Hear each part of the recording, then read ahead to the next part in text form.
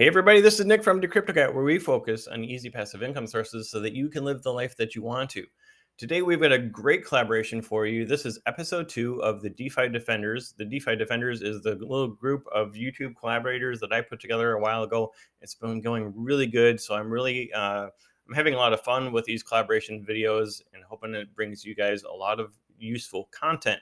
Today on episode 2, we've got OXDR back from episode 1, and then we're bringing in Scott, the investor, from out west, and then from out east, we've got Driptonian from the land of England. All of these guys have great content, and we all have our unique ways of looking at things, which was really brought forth in this episode. So guys, I hope you're looking forward to it. Don't forget to watch and subscribe to their channels, like their videos, all that jazz. Really appreciate all of your support. We had a lot of fun on this episode. We're talking a lot about the Animal Farm relaunch and the the bearish markets, everything being red. We're talking about how Forex is really building a great ecosystem and all kinds of other great topics. We're also talking about a few other projects that we're invested in, not in the Forex ecosystem. So guys, make sure you watch through to the end, because there's a little bit of a contest buried near the end there. I encourage you all to participate. Throw your comments down below and let us know what you think. So don't forget to like everybody's videos, subscribe to their channels, and coming over to my Telegram group. We've got a great group growing, over 100 members now, and we're all having fun and sharing each other's projects and progress, and as well as security concerns and all that kind of stuff. It's a lot of fun. Just also a quick show. We have under 2 weeks left now on my Starbets contest. So don't forget to check that out. I posted a video just yesterday on that if you're interested. And until next time, I hope you guys have a great day. Enjoy your Father's Day. Happy Father's Day to all of you. And I hope you enjoy this content. This is DeFi Defenders, episode 2. Hey everybody, welcome back. This is Nick from Decryptocat. We're back with the DeFi Defenders episode 2. You guys really liked seeing us all in the first episode, so we're back with some new special guests. But first, of course, we have OXDR back with us. How are you doing today? Good. How's everybody going? Nice here for sunny Florida. Oh yeah, sunny Florida.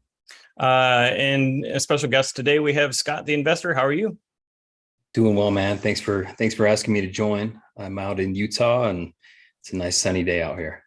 Glad to have you. And last but not least, we have the man from across the pond, Lee Driptopian. How are you? Very well, thank you. Nice to be here. The weather update is pointless. Rainy, cloudy, cold. England, Staffordshire, the way it is. Typical England, yeah. Absolutely. So we asked on the last episode, just kind of went over everybody's kind of crypto history, DeFi history.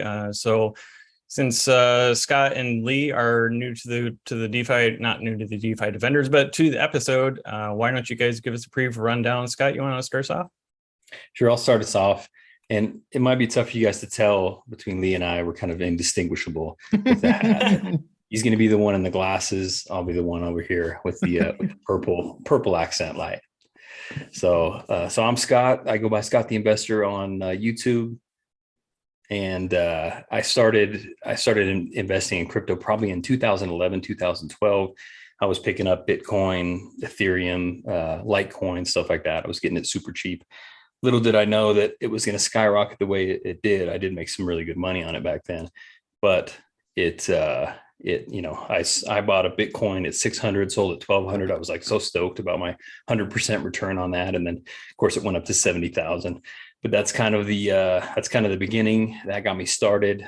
Ever since then, I started really holding through the tough times and didn't sell, and just waiting for those big rallies to be able to get out of it. I started in DeFi sometime, maybe early summer of last year. So I've been in DeFi for a little over a year now, and found Drip in December, and that's what led to me starting making YouTube videos on it and everything. Nice. What year did you say you got started in crypto? It was late 2011, early 2012. Okay, so you're very early then. Nice. Yeah. Lee, how about you? I was a latecomer. I had, like everyone, had opportunities to become involved in crypto through business friends back in 2014. Thought it was pretend money, didn't really do anything with it. And then I actually pressed the button in October 2021, and that was straight into DeFi. I didn't go Bitcoin, didn't go Ethereum, straight into DeFi. My first investment was Evergrow coin, but we won't talk about it because it's not where it should be. But I moved on, played with a few whitelists, made some decent money. I clocked about 80 grand's worth of profit in the first 3 months, just flipping. Awesome. And then I knew Drip was around from the start, didn't do anything with it. And then finally pressed the button on Valentine's Day after a meal with the wife, said, let's just do it. Paid 122 each for 12 coins, tokens. And here we are today. So yeah, I was really late to the party. Do I regret it? No, because I'd have probably made some bad decisions in that time. But What are you talking about? We never make bad decisions here. yeah, well, I do. But yeah, I was late, but I'm glad I'm here now, and this is where we all are. And the people that I've met, maybe I wouldn't have met if I'd have done it, then. So each path is made for us, isn't it? Absolutely. Yeah, and I don't know. You may be late into the crypto as far as the early adopters, but you're early in DeFi. Oh yeah. Yeah, we all are. Speaking of being early, we're early in DeFi, but the markets outside of DeFi are bleeding profusely. As I'm looking at the charts, Bitcoin is below 19,000, down 8% for the day. Ethereum's below $1,000, down 10% for the day. But Drip is holding around $10. What do you guys think of that? I think it's pretty crazy, actually, but it's just a testament to how strong the ecosystem is. And I think down here, honestly, I think over the last 6 months, everybody has a lot of the weekends have sold out and they've drained their accounts, and now they're getting pretty close to max payout because they weren't making additional deposits. So I think because nobody wanted to weather that storm, we're kind of sitting at the bottom where every time we dip down, we get $50,000 buy-ins or $100,000 buy-ins. You got whales just sitting on the sidelines waiting for those single digits. So could we go a little bit lower? Sure, but I don't think we will if the animal farm launches. I think if the animal farm does get launched on time and there's no further delays, then this thing immediately starts to pick back up. You got to think in the grand scale of things from a macro level, everyone's losing in all cryptos across the board. So most people, at least half the people, probably more like 80%, have invested money they really couldn't afford to lose because they thought, Bitcoin's super safe or this is super safe. So when they start to see that money go out the door, everyone starts to pull their assets from everywhere, including Drip. So we saw a pretty big dip along with the market, but now we're holding steady. And I think it's because everyone sees the potential of an ecosystem that can earn you 1% per day and be pretty stable over time. I think we're seeing the same with pigs, aren't we? The steady, decline in the pig's price. And I always talk about price and value. So if you see the value of something, then obviously, and like I say, being new to this, I'm not new to business. I've got my own business and I know how these things work. And people will paper hand out and I don't mean that negatively because everyone's got their own money that they might need, which they didn't have last year, cost of living versus crypto and all that stuff. I get it. But the pig's price is obviously ratcheting down because of this 2% a day, withdrawal limit that you can get your pigs out the pen. And I actually like it because it stops me from being emotional. Like instead of just saying, right, today I'm going to rip out 100 pigs, it's kind of giving me the red button, say, hang on, do you really want to do this? And then after a few days of withdrawing, I quite like my position because we know the games are coming. We know what Forex is planning. We've got some decent timelines. Scott, you said in your video regarding the CMO and project managers, you can clearly see Tuesdays and Thursdays. When he said that last night, I was like, hang on, it's Friday. And if the Drip Garden is released today, it's Saturday. So, yeah. Yeah. I think that's big. I mean, I think that's part of the reason Drip is going to do well. I think if we continued the way we were. I still think people would find value, but we may hit a bottom at $4 or $5. But we've been pretty critical of Forex and the system. Really, we've given a lot of praise for all the stuff he's done right, but people have been pretty critical for some of the stuff he's done wrong, and understandably so. We got a bunch of money dumped in there. But hiring a project manager, getting a real marketing team on board, hiring a couple extra devs so he's not doing, most of it himself. Or if you've got one dev out, like BB takes a break to spend some time with family, now everything's delayed 6 weeks. Like that stuff's really frustrating. And it's when you've got a really volatile, emotional investor base anyway, right? Most of us are pretty level-headed, but you guys see our comments. Everyone's in there freaking out like the sky is falling. They can't wait 2 weeks for, a new update to come out. You got to have pretty regular updates. You got to have a pretty regular cadence for when you're announcing stuff and then when stuff actually gets rolled out. So adding those members to the team, I think, is going to be big. And I think it's one of the main reasons that the Drip's actually going to do well this summer. Yeah, I think it goes without saying that these additions to the team are later than what was needed, but I'm glad to see it happening finally. It's definitely a sign that he's taking things really seriously and either taking our comments or realizing that he can't do everything himself. And tracking back a little bit, I agree with you, Lee, that the pig vesting was a good call. A lot of people were upset, of course, initially, but like you said, it prevents you from making bad decisions too fast. And it's like having a shopping list where you add stuff that you want on there, but you don't buy until you look at it the week after, just to make sure that that's something you really want. So it's good. And I think that's a clear indication of what we're seeing on the chart. It's just a slow, 2% every day. People selling that want to exit the system for whatever reason. It'll be interesting to see what he's going to do with dogs, because it sounds like he's going to do a vesting thing for dogs as well. I have no idea what he's going to do for that yet. I think he might do a vesting model for the dogs, because history repeats itself, whether it be crypto or in real life. And I think that the issue that we've got with the emotional investors is, yes, they're still moaning, or people will still moan that it's 2% a day. It takes you 50 days to get your money out. I mean, I struggle to get my savings out of this building society that I'm in. You have to go in with your book, explain why you're taking it out, where you're going to do, what you're going to do with it, where you're going to put it. Yes, I can take it all out, but when it comes to crypto, obviously there's a lot more emotion involved with your investment, because, I mean, it's different for me because I have faith and I have trust. And if something slows me down on making that bad decision to come out of it, like the emergency withdrawal, people are saying, how do you do this? How do you do that? I can see with the dogs maybe being a little less aggressive. He's learned from people moaning about 2%. Maybe he'll do a 5% per day. I mean, no one knows, do they? But I would be happy with anything at the moment. Anything that gets the farms open, because as soon as that opens us all up the racetrack again. The analogy, it's once we get there, I think people might not even care what's vested, as long as we can use the ecosystem again. I don't know.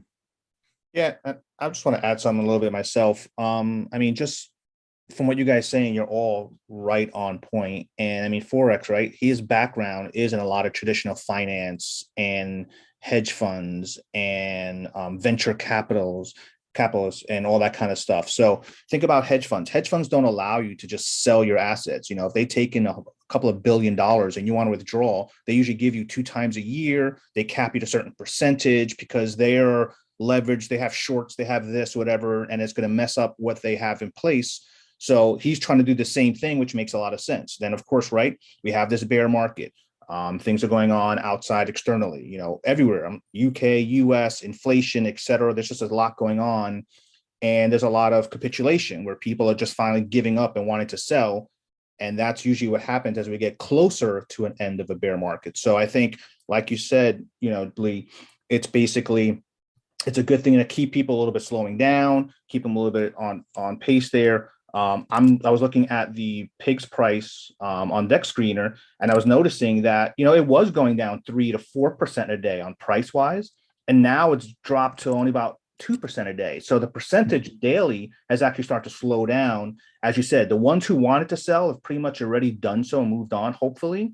And I think now the ones who see the long-term value, see the farms coming back up, are going to hold. And it's also going to be, everything is going to wrap right back around to drip, right? Drip has that two places. It has BNB, which it's susceptible to right now with the price movements, but you have that sword and shield when you have the BUSD pools, which also helps with sustainability. So, I mean, he knows the smartness of the game. And then going back to what Scott said too, and to finish up here, is that people like him who are really smart and have a lot of great things, sometimes it's hard to let go and to trust others and to hand it off to a team that you can't do everything. That's one of the hardest things. I owned a business years ago, and the hardest thing for me to do is let go of things and trust in others so that I could focus on the upper level things. And the more he trusts and lets go and focuses on the upper level where he excels, it's only going to be that much better for everything going forward. Absolutely. Yeah, absolutely. And that's tough. That's just growing pains. I think Forex is a trader. So he used to be in more of a lone wolf, right? He's doing his systems. That's a solo sport too, especially trading Forex in particular. So for you to build a small business, he's going to be going through those growing pains where he needs to find people that he feels like are at the equivalent talent level they need to be for a project that's important. Because in DeFi, one thing gets messed up, your whole project's done forever. In business, you can kind of come back from that, right? Accounts don't get drained, capital doesn't get compromised. So it's a much different world. And I think just in terms of investing, I mean, Forex is probably a very patient, very good investor, you know, invests a lot of Forex and stuff. I think that people don't understand when they're getting into these projects that they're longer term trades, and they're trying to get out of trades right in the middle. Like you said, with like hedge funds, if you're putting your money in the hedge fund, that's a longer term play, and you can't just cut in the middle of it because they're doing what's it called? I forget the name right now, but I'll remember it. It's dynamic delta hedging, I think. Dynamic delta hedging. They're basically playing all their trades off each other so that they can minimize their risk and keep it in the middle. But some of those trades are 30-day trades, some are day trades. Everything's on its own time frame. So if you try to shortcut that, then you're getting out of trades in an improper time frame, and you're losing money. So the way he thinks is probably more longer term. How are we going to get from here to here? The way a lot of these investors are thinking is, how can I quickly turn pigs into, from $200 into $400? And I think Forex intentionally rewards the people that are in it for the longer term.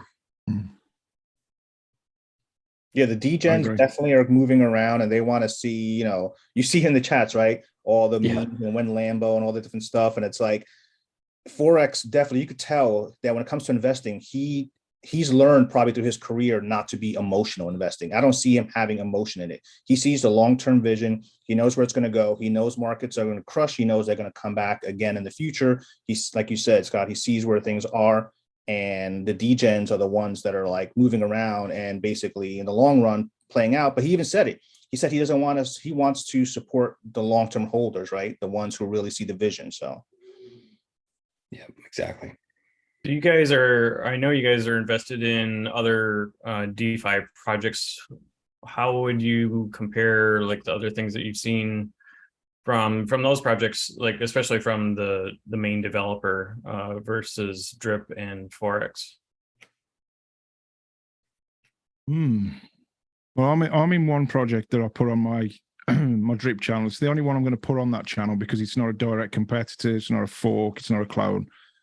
And it's called Wi-Fi Finance. And they are going to be a regulated UK regulated centralized exchange with a GBP stablecoin, which is backed by fiat, not algorithmically. And they've just bought out their BNB, which is called the Wi-Fi TT trader token. Now, when it comes to the way that they deal with things, they have a serious company based in London that is dealing with all of the back end stuff and helping them with integrating traditional finance into crypto. So they've got a team that is, miles deep. So it's a little bit different because the money that's behind it, it's backed by real businesses. A company called the Albany Group, huge firm, and they've got experience in integration and stuff. So they're using that, the Albany Group, as a support to the token. And basically obviously at the moment, because of what's happening, they are really strict on what they're doing and what they're saying. So you won't hear from them every day, but you will hear from them. And when you do hear from them, it's not a timeline. It's more, this is what we're going to do, and we're going to do it by Q4. There's no like, the 10th of December is Q4. Right. But because it's a little bit different to drip, and obviously the way Forex is doing it, I can already see that, that Forex is implementing a similar strategy by bringing on all these extra people, like everyone said here today. The fact that, we've gone 2 weeks before we had an update and everyone was in the chat. What's happening? Forex, speak to us. And his posts are a little bit more structured. They're not giving exact dates, but they're saying, this is what we've done. This is what we're going to do.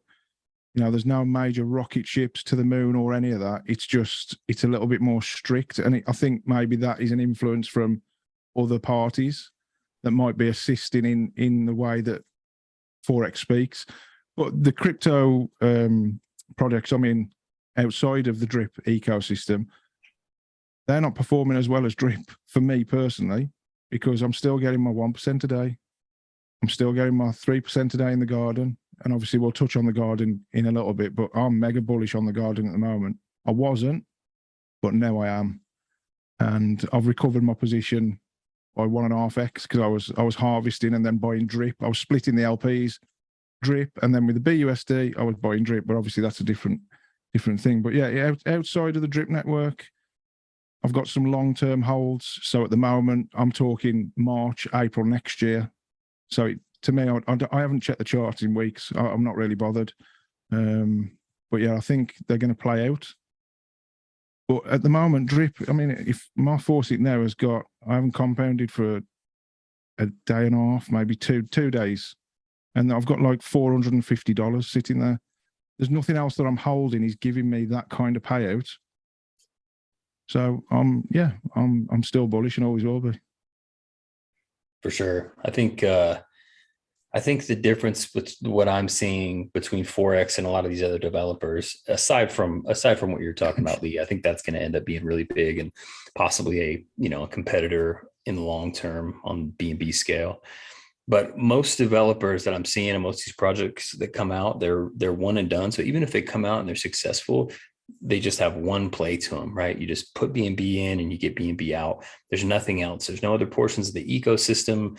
They're making updates here and there, but there's no real like long-term changes in innovation. So while the initial DApp that they launched is innovative and it's a little bit different, there's a handful out there, and I know a lot of you guys are in them. There's no next stage yet. And so some of them are pretty new. So we got to give them time to see if they continue to develop.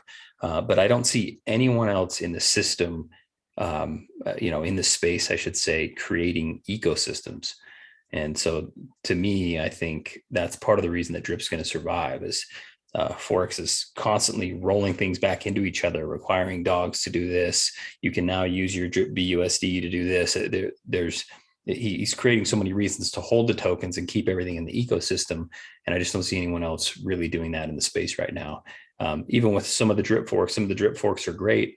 And their UIs are amazing and their teams seem like they're amazing, but they still have to go in and innovate and start new things. And so I think that's where Forex really leads the pack. And I think he wants his legacy to be a big stamp on DeFi, maybe like one of the first developers who really made it mainstream. And his innovation is what's going to get him there to that status. Yeah, I agreed. I think the ecosystem that he's building is really gonna the longevity of the system. Because the recent one is Stake, right? Stake protocol. It's similar to Drip, but it also brings in the rebase tokens or chains, or rather like SAFU, And that's an interesting play for sure. It's a little bit innovative, but again, it's like where's the utility? And that's where everything has to lie. If there's no utility, then the systems is gonna burn out pretty quick.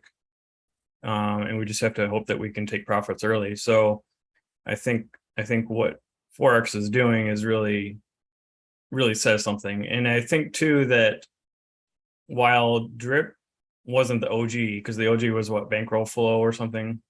Yeah, Flow, I guess.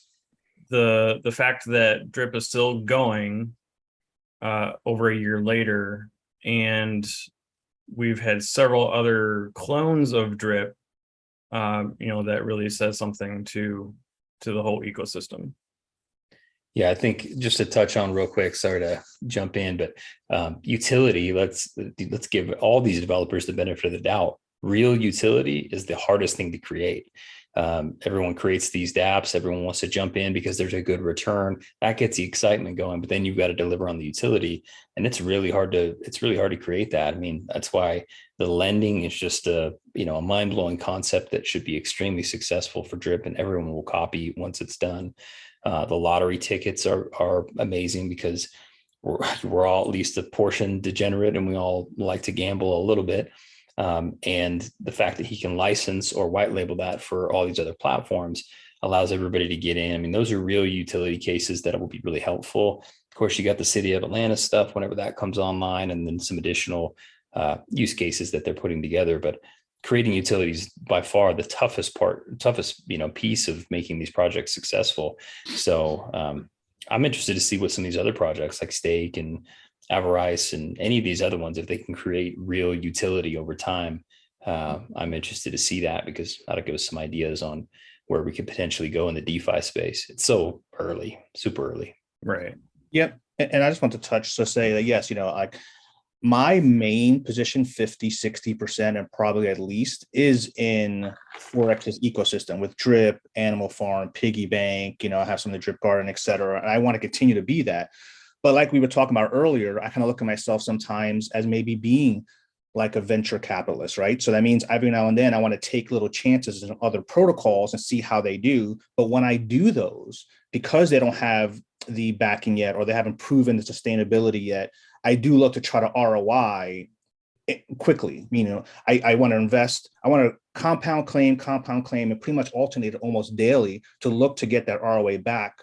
And then go, okay, if I'm ROI'd, now I could play with the house's money and see what happens. I'm not draining it because that's not fair. You don't want to do that to a system, because that's, we all should be responsible when we're investing. But I do want to claim a little more often. Like Drip, I just keep compounding, you know what I mean? But these others, I do take some days to claim because I want to get that back to have that funds available.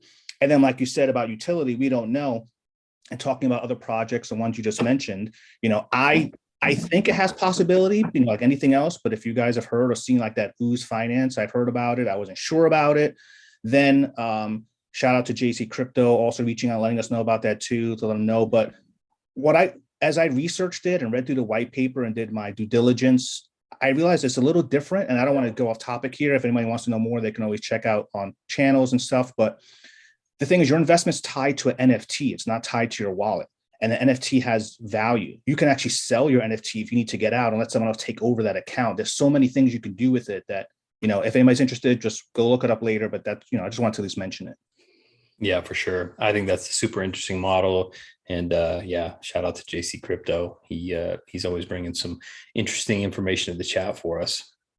Yeah, he's helped me a lot, actually, JC, because I struggle with NFTs. I don't mind saying anything on camera, me. You know what I'm like. If I think it, I'm going to say it. And I said to him, look, I don't know anything about it. So I sent him the USDC, $400 worth, and he's done it all. He sent me like a little, talk to me like I'm 5, little package in my messages. I still don't know what I'm doing with it, but the bloke has spent his own time. He was just about ready to get to the beach on holiday. He's done my NFT. He's done my, investment, whatever you got to do with it. And I am reading on it because I was sold on the Teenage Mutant Ninja Turtles theme.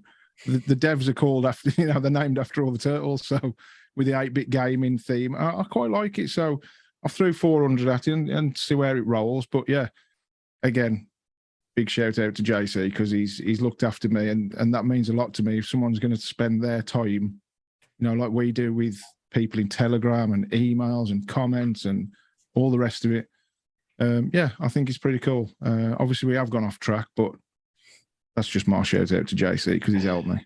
No, he's awesome, and I think it's a testament to the community. I think all these guys, he's an OG dripper. He's been around for a while, and it just seems like everybody in this community actually wants to help each other, and it's real helpful because we all have questions. None of us have this all figured out, and so if we can combine our brain power, then it's going to do the world some good. Wait, we're not experts? We're all experts in one category, not all of them. Well, shit. I mean, I that's why I made a YouTube channel, right? Because I'm a crypto expert. Yeah.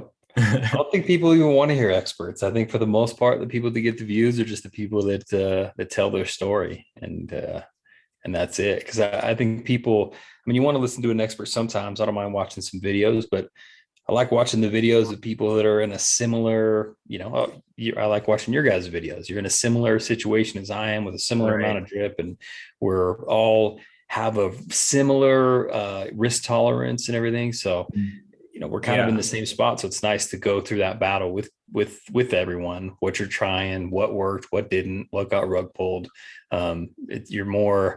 It's just a little more real when people are going through the same cycle that you are, right? You're on the same chapter of your book as they are.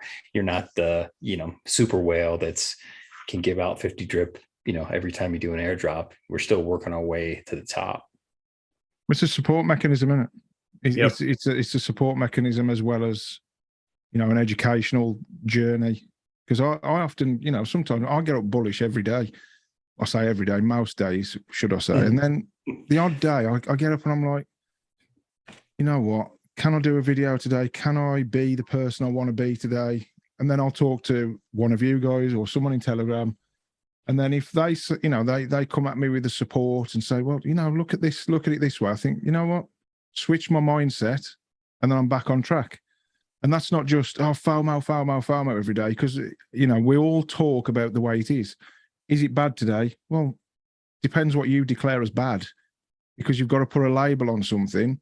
It might not be as bad as you think, because if you'd have told me when I bought in originally at 122, and I know guys who've bought in at 170 or 160, late 160s, if you'd have said it's going to be 930 to 1030 in and out, I would think the world had ended. But because at the time I couldn't see the power of compounding, the power of building a team, because that's taboo as well, which we've spoke about. Like, there's nothing wrong with building a team, because you guys have said it on your videos. If I'm going to spend 16 hours in here a day, if I went back on the tools out there, I'll be making a lot more than that. So it's nothing to do with the money or the referrals. It's to do with the value that I believe that people need to grab from YouTube, whether it's in times of elation or in times of trouble. And that's what I view this YouTube thing as, and that's why I watch all of you guys, because I started back in, it was October when I pressed the button, but it was September when I was looking at YouTube, and it was this to the moon and that to the moon, which is great on a bull run like you saw in November with Bitcoin at 69k.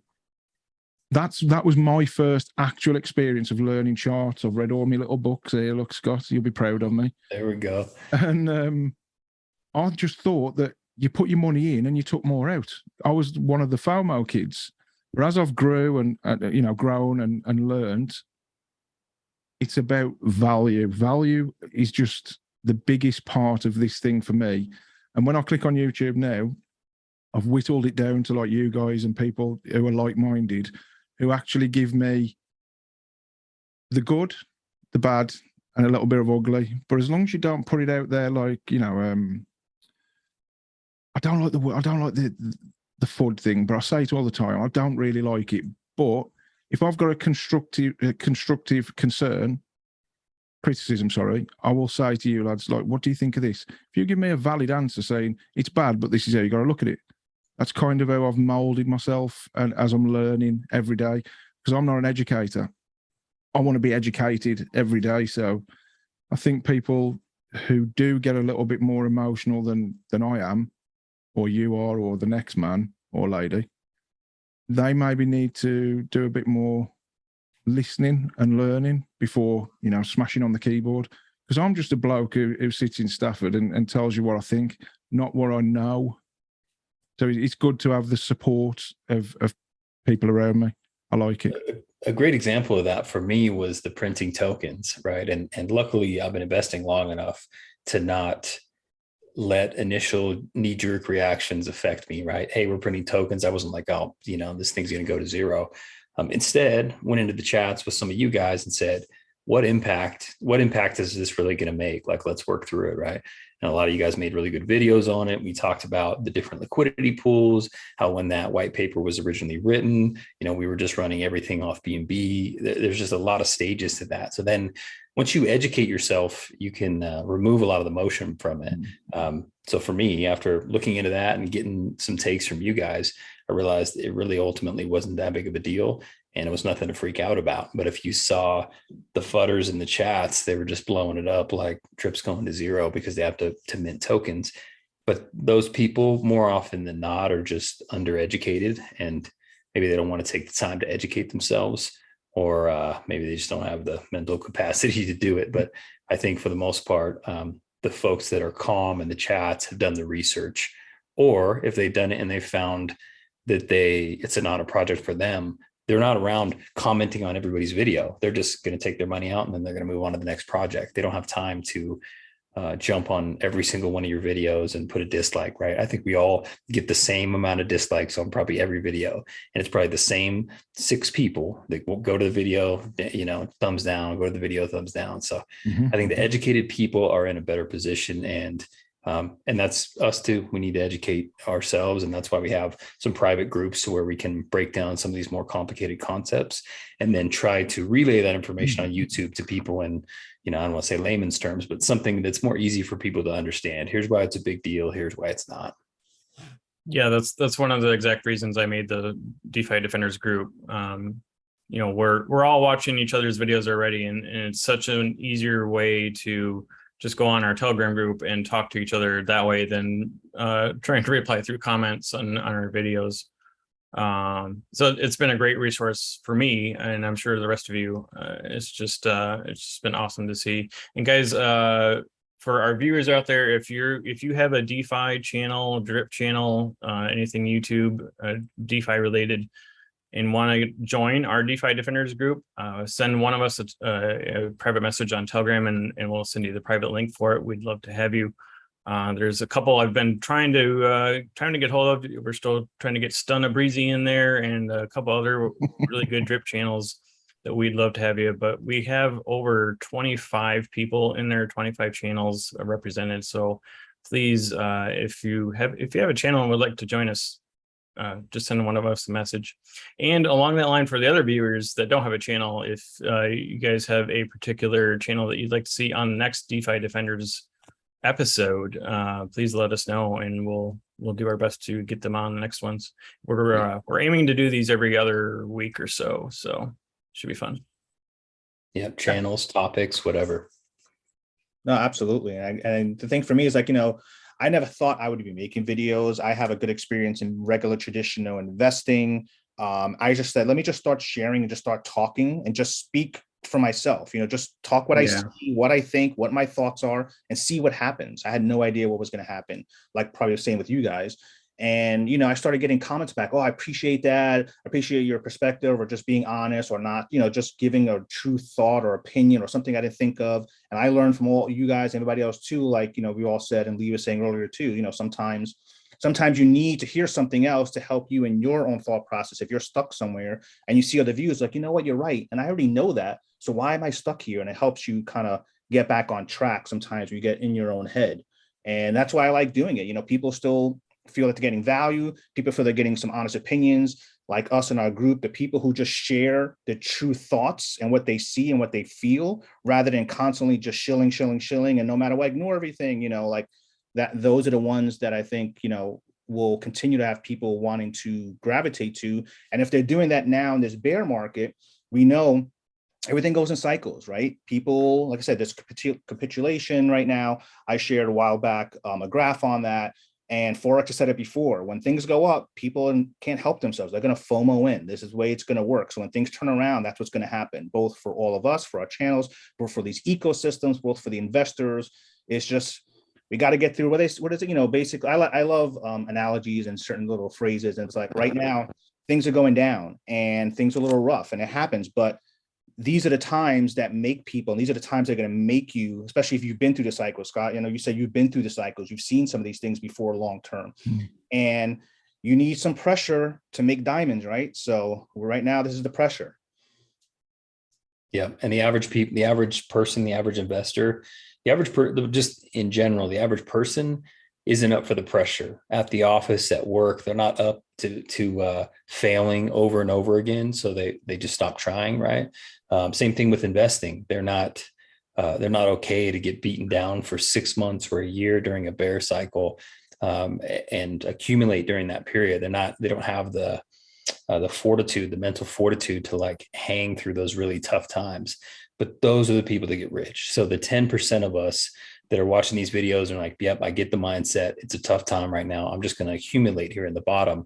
And then when everything cycles back up, I'll have the bigger bag. I just think that most people don't have that same level of grit. And the people that do are the ones that are going to end up rich and successful in life. Yep, those who accumulate in the bear markets and are in things that have real value. I mean, you can't just buy anything, of course, but if you're buying things that are really good and have solid background and you're buying them in these bear markets, that is where they're going to make out. You don't make money in the bull market. You make money in the bear markets, setting yourself up for the future run. So with that said, if you guys, well, rather, if somebody, your friend came to you, said, I had $1,000 to invest, I was, you know, they were looking at the drip network and all the other parts of the ecosystem, where would you tell them to put the money? I'm interested to hear everyone's answers here. I'll let you guys go first. Well, I have got a friend who I wouldn't say he's got $1,000, but it's probably got 600. So we'll just use that as an example. Now, what I said to that person was, for me, obviously, drip is the safest of the ecosystem. So I would probably park 3/4 of it there. So 75% in the faucet.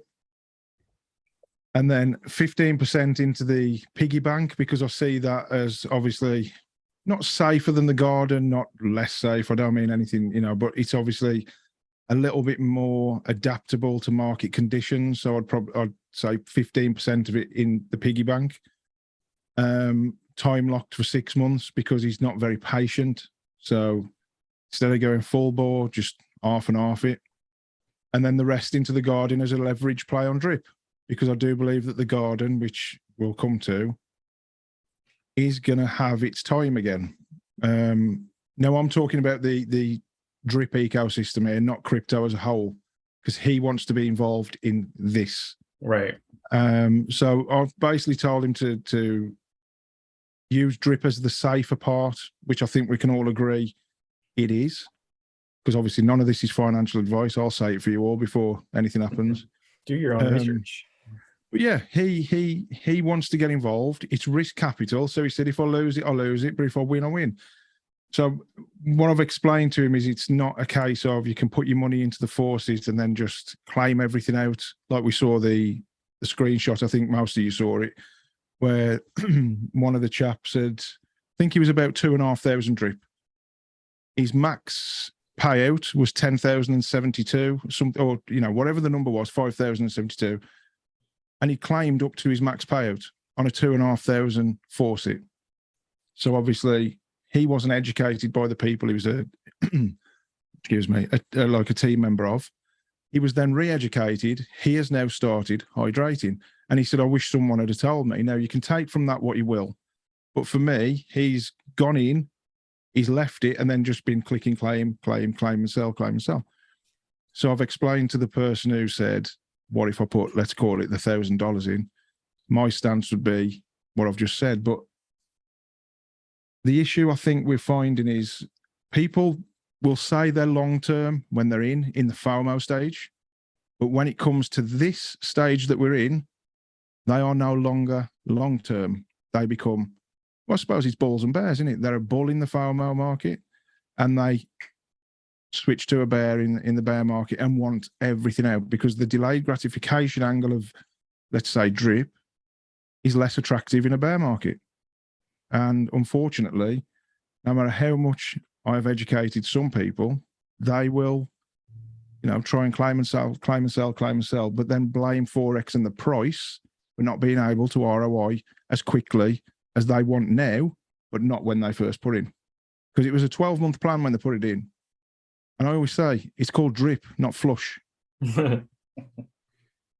Yeah, that's it's funny you say that, and shout out to Drip Network. What is it? dripnetwork.ca. That's a fantastic site that allows you to break things down. But once they launched that, and they launched that extra piece so you could go take a look at the activities of your team, I was going in and I saw many people that I know personally that I got in that I said, hey, if you get in this investment, like, plan on not touching it for at least 6 months, just hydrate for 6 months. I looked at a lot of them. Within 2 weeks, they were already claiming. I'm like, you guys sat here and told me. I'm like, do not try to pull this money out within the next 6 months. Growing it is what's actually going to build it over time. And they're all wondering why they lost money. But you guys probably saw my video the other day where I broke down when I got in and the fact that the price has fallen 82% from where I got in at, but yet I'm net positive by 40% on ROI basis in 6 months. That just happens through compounding. So I think that's, that's key. Most people, even though they're telling you to their face, yep, I've got a long-term mindset. As soon as the ticker goes negative, everyone wants to get out and they're just, claiming. But what about you, Doctor? That's the big thing is, money, as human beings, our brains is not capable of not getting emotional with money. It's hard to keep that focus. It's just, that's why you have the cycles. That's why how the things work. And I've seen it. And I've been involved for many years before with that. And I agree, like for me, I would say, sure, my thing would say half drip, because it's good to have money that you're putting into something that helps you stay in it longer term. Like, in a sense, you can't just pull it out. You can't just withdraw it. You have to work the system, even if you are hydrating or even claiming or whatever you're doing, but obviously you want to hydrate. And I'm in the piggy bank. I had a strategy that I can't do yet, but I'm waiting forward to do. My strategy with the piggy bank was I have different time locks set up there. So if I was saying that, I would say 25% there for the other rest so far, because I have different levels of my time lock set up. And my strategy thought was compound claim when I could start claiming some, build up LP tokens, and then create another stake on the back end and build a snowball. Compound claim, build up enough LP, do another stake on the back end. And if I just keep looping that and then keep doing time locks, eventually you get to a point where you just kind of snowball and you compound, you build this big, you're not gonna do it forever. I don't want to see 50 stakes in my UI there, but do it for a point where you really build that up. And then I really like the farms. I really like the fact of, dogs getting pigs, because the pigs, the pig pen will come around when everything is running, and it'll pay higher and give people incentive to not sell and kind of do the long term of just earning off of your assets, like Forex's vision is, where you just, you live off the dividends. That's his vision of long term, of how most big whales and big, wealthy people, how they do things. So I do like the farms, and I do like having that. I think dogs, even though we don't know what's going to happen with the price, how it's going to happen with the way we're going to be able to claim, or how the whole thing's going to be. But I like that. I like the farms. I like the dogs, or, farming for pigs. And, I have, single stake and the dogs BNB and dogs BUSD and all that. And I had drip LP BUSD in there as well. So I like that, 25 farms doing that, letting that feed back into the other part, 25% for the piggy bank, and then 50 drip. Personally, I don't know if I would tell somebody to go in the piggy bank, especially with the price decline right now. Definitely not today. I think once we stabilize, sure. Right now, I'm doing that. I'm holding off on any of that. So I agree 100%. But that doesn't matter. I mean, if they've got a 6 month outlook, current price doesn't matter. So the fact that we go from whatever 70 to 60 or 50, if you're getting in the piggy bank, you still hold that LP, right? You get that value back as soon as the price increases. Yeah, but with the declining value right now, and also the declining contract balance, like our daily returns are suffering. And DR, you know it as well as I do, because I'm following your original plan of alternating days, and our 8-week stake that we were planning to make with at least the initial amount is not working out. So it just seems like if we were to say, you know, that they start once the farms go back live, I would be inclined to say 50-60% in the faucet, and probably 30% in the drip garden, and then the rest in the farms to earn dogs and pigs, or drip BUSD LP farm. Yep. And But that's the what's other great issue, right here. What's great is everyone has a different opinion, and those Yeah. watching are going to make their own opinion. That's what's wonderful about this, is everyone could do their strategy based on what they think. And it's great that we all share our views to help with, I think this, I think that, and people are going to make their own decision off that. So I think that's great. Yeah. Yeah, for sure. It's interesting that we all have different viewpoints on it. I would tell them, I think if they're well versed in DeFi already, like they've been in a bunch of other projects, that changes my answer.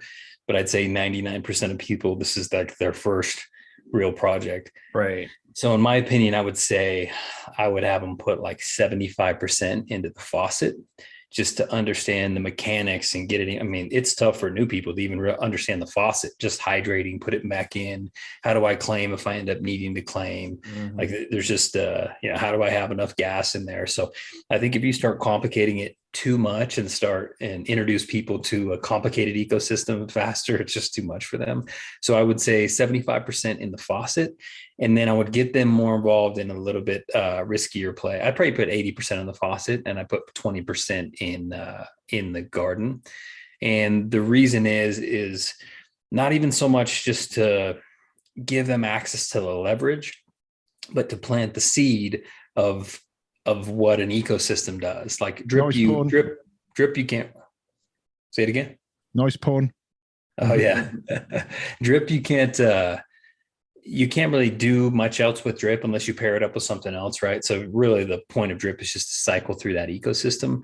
But what you can do is you can, if you've got that drip BUSD pair, you can start to get people interested in the rest of the ecosystem. So you can explain how once they compound for a couple months, they can start to put that in and then earn pigs. And then what's the purpose of pigs? So it's kind of like the gateway drug into getting into the pig pen and the farms and the ecosystem over there, without having to like teach people how to learn all that whole thing. Because it's already, even people that have been in drip for 6 months or 4 months or whatever, they're learning about the farms. It seems too over their head. So if you throw them into the fire a little bit too early, I think they're just going to say it's too complicated. I'm out. So for me, that's the gateway drug, getting them into the garden and helping them realize that the garden is producing something else, that you then move to a different part of the ecosystem to earn pigs, that you then move into the pig pen. And so just starts them down that path. Yeah, I think that's a really good point that I didn't think about initially, is trying to figure out how engaged they're going to be.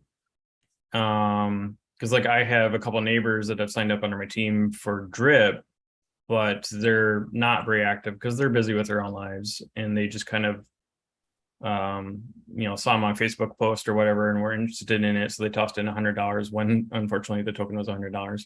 Yeah. So just trying to remind them to compound twice a week has been enough of a struggle, I think, that you really have to kind of gauge that when they're asking about it to see how active they're going to be. For sure. And I think you should assume that they're lying to you when they cut whatever their prediction is in half. Oh yeah, I'm on my phone all the time, no problem. Yeah, absolutely. It's easy to do. So yeah, people forget to compound, and even some of the guys I know, they're just busy, and they compound every few days when they could easily compound twice a day with the amount they have in there. But that's how it goes. But I think people forget. And then the other side, like I said, there's a lot of people that joined up that said, hey, I've got a 6-month outlook here and this is going to be great. And within a couple of weeks, they started claiming, and then you've got the occasional hydrate in there, but it's mostly claims. And they've got to, they could have tripled their balance in terms of tokens, but instead they've drained it down. They're getting closer to max payout, and they made nothing, right? They took a fat loss. So yeah, I just think it's tough we can say it over and over again, and people can watch our 15 videos, but it's tough to like really get people to understand, like, you need to play this game the way it's meant to be played. That way you can maximize your ROI. If you want a short-term win, then go buy Shiba or something else at the bottom and hope that it just rallies back up, or hope Elon starts tweeting about it. But it's people, I keep seeing these comments that are like, drips a scam. There's no way to get rich quick, like overnight. Like there's nothing quick or really passive for us about this. Like, we've been putting money in, we're many months in, we've still got at least another 6 month, outlook to where a lot of us are going to be like in the heavy profit range. We're spending a ton of time building teams in Telegram. It's basically like running a small business, right? There's a lot of elements to it. So for us, there's not really anything that passive about it. And there's nothing short-term about it either. I mean, we're all long-term in this ecosystem. So for the people that say get rich quick schemes don't work and drip is a scam, this isn't a short-term thing for us. Some people that got in early maybe could have pulled some profits out quick, who got in maybe like end of last summer and then pulled a bunch out, over the January timeframe when everything spiked. But for the 99% of us that didn't, it's a longer-term play, and we're going to utilize the new technology that's out there in DeFi to play the ecosystem and make money. But it's not ultimately that passive, and it's not get rich quick. Right. So guys, we're nearing an hour. I think we should probably bring it to an end. I just had a fun idea to end it with a little gamble here. I thought we would have some fun and try to pick the launch date or the relaunch date of the Animal Farm. Yeah. So each of us will pick a date and time closest wins, and I think the winner will get one whole drip. Oh man. 7th of July, 6 p.m. July Eastern.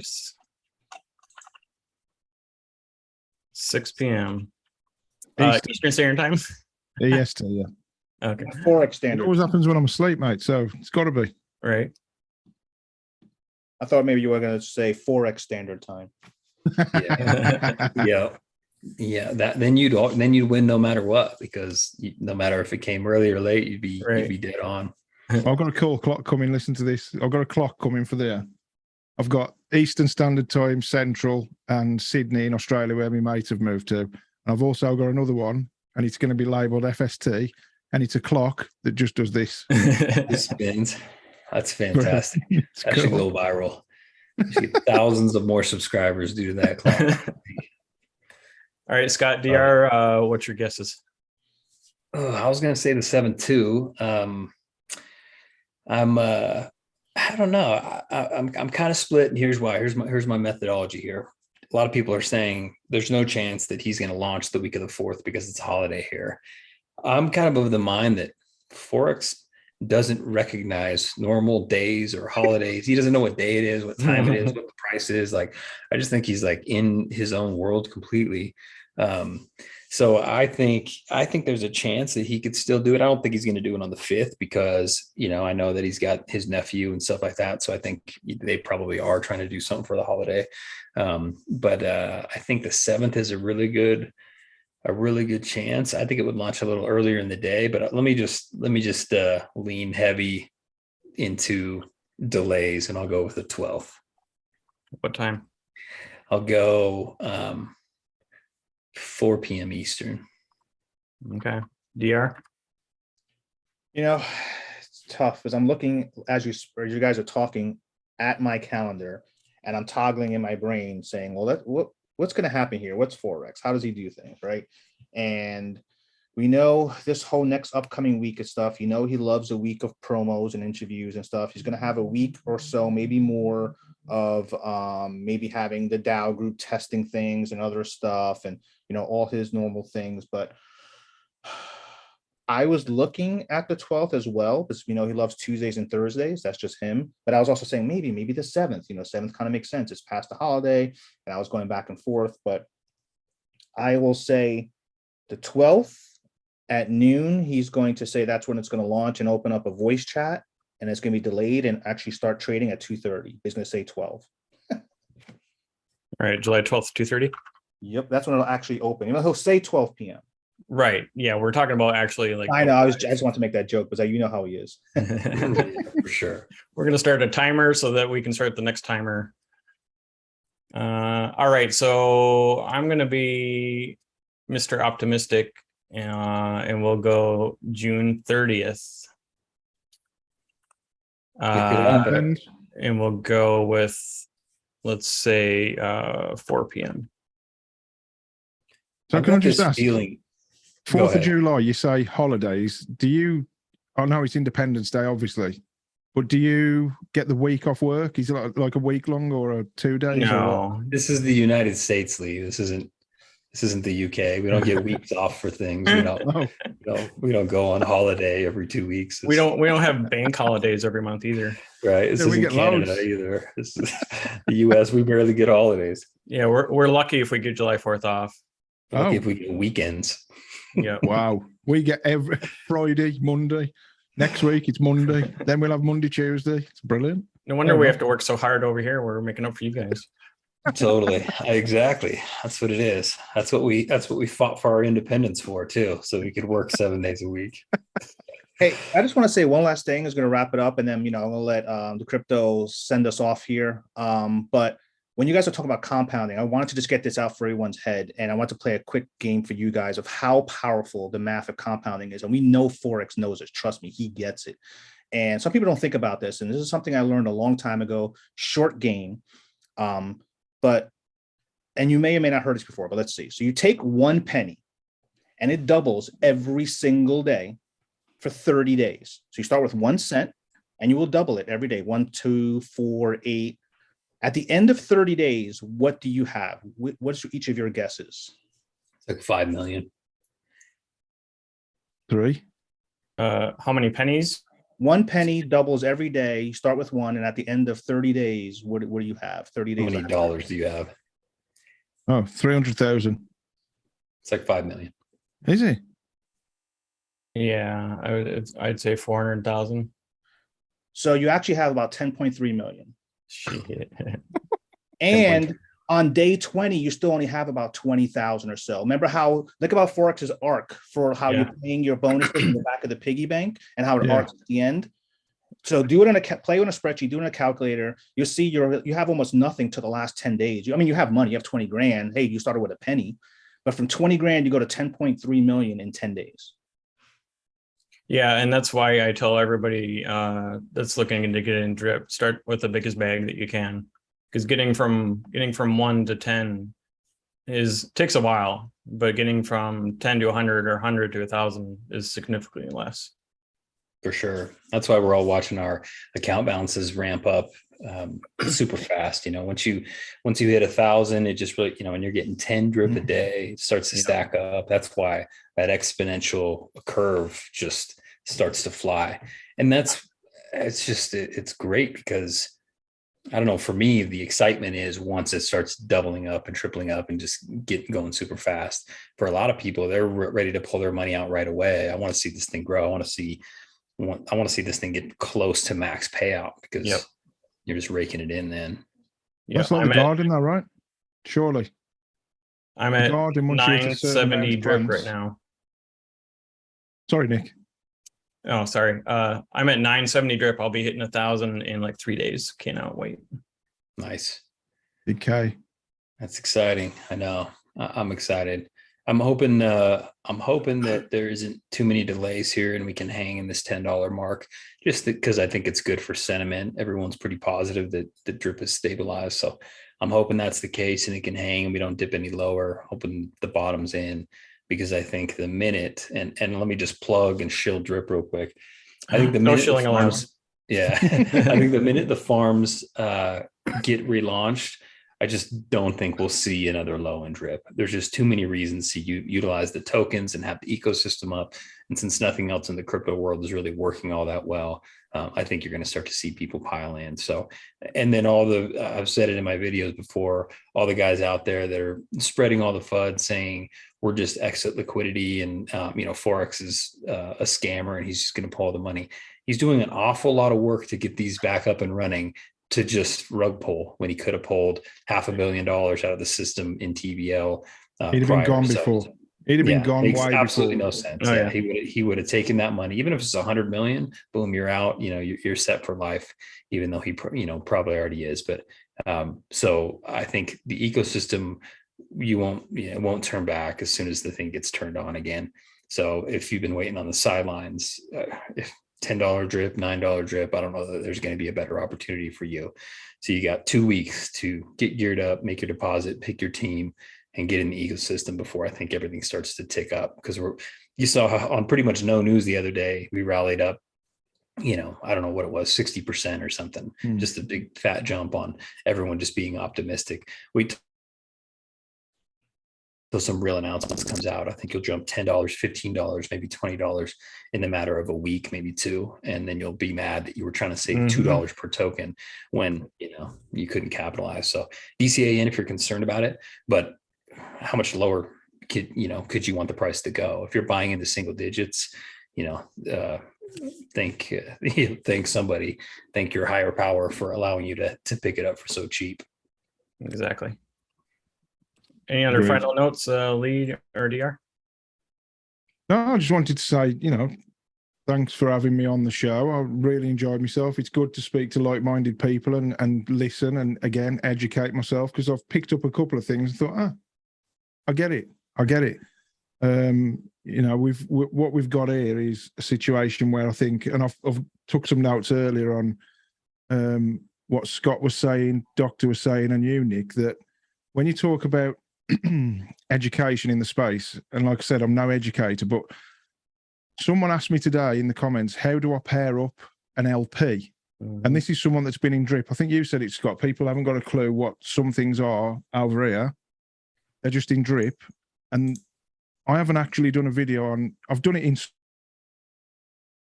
videos, but I haven't done how to pair an LP, what is an LP, and how to break an LP.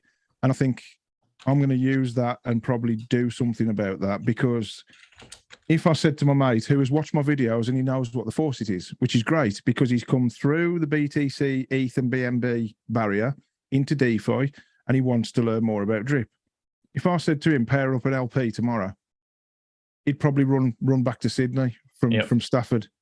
So I think I've took some things from what we spoke about, which is fantastic because every day is a school day. And obviously we've got lots more to do because we're going to get questions about bear markets and bull markets and what's drip. Is it going to be here next year? Sustainability, tax vault, all of that.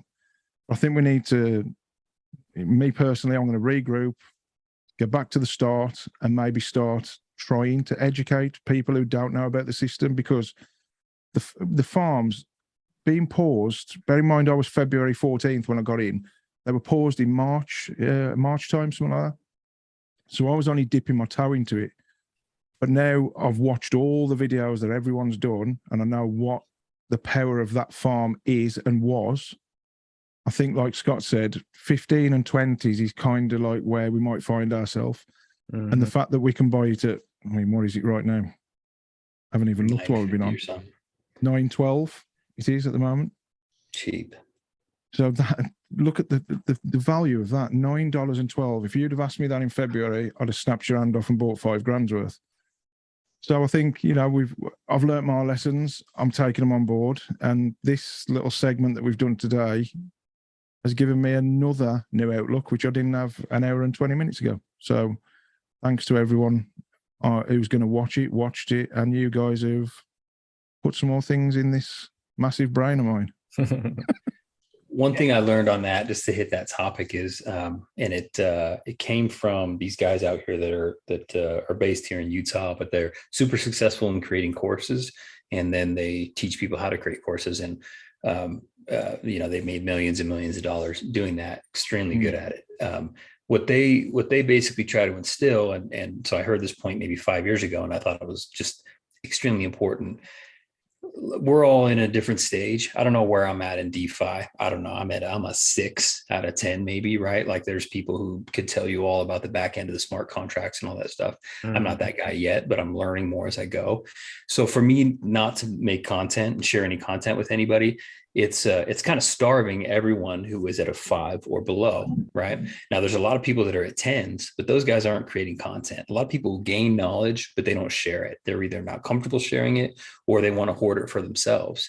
So if you're creating content and you're putting yourself out there thinking I'm not an expert, well, you're a 6 or a 7 or an 8. There's always room for you to learn to bump yourself up, but there's 1 through 5 or 1 through 6 below you who take those little snippets of information. There's a lot of guys starting out in DeFi that are a 1. So to them, you are the expert. They're like, split an LP, like show me how to set up a MetaMask wallet. What is a MetaMask wallet? Like, so they're so early on in the stage. So you are an expert in the grand scheme of things. You just have a smaller audience than the entire audience out there. So you got to realize whatever stage you're at. And I'm at maybe like a 6 or 7, maybe. So there's 1 through 6 that I can teach what I've learned, and I'll continue to try to increase my knowledge base so I can expand my audience. But I think that's the main thing when you're a content creator. We're not experts on everything, but we know quite a bit. We play in the space. We spend a lot of time,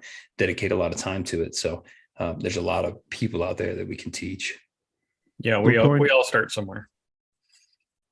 Yep. And I don't have much to share here on that end. I mean, you've already said a lot of great views. I don't want to repeat a lot of the same things. You guys have shared great info. Last thing I'll try to leave people with is find people like everyone here and others that you feel can give you good value and give you good insight to give you and teach you, like you just said, about how things work.